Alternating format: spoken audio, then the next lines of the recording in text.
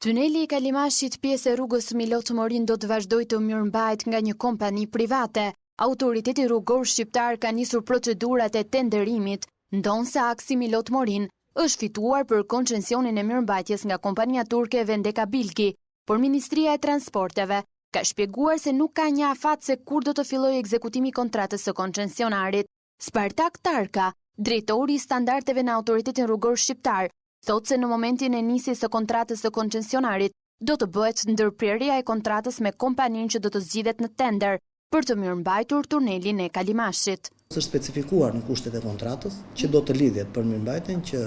në momentin që lidhet koncesionari që do të marrë rrugën e Milot Morin dhe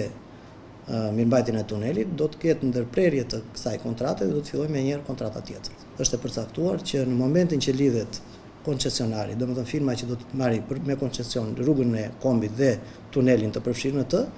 atëherë do të ndërpritet kjo kontratë dhe do të fillojë kontrata tjetër. Është në kushtet e kontratës, ne e vëm 12 muaj pasi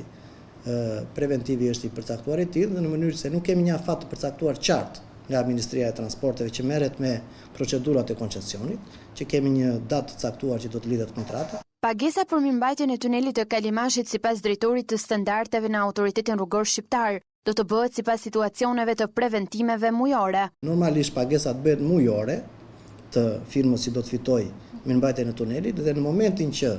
lidhet koncesionari, atëherë firma e mirëmbajtjes do të paguhet për atë punë që ka bërë deri në atë datë. Autoriteti Rrugor Shqiptar ka hapur gjithashtu tender për mirëmbajtjen e tunelit të Krabës, një tender me një shumë prej 98.6 milion lekësh, me një afat kohor 1 vjeçar.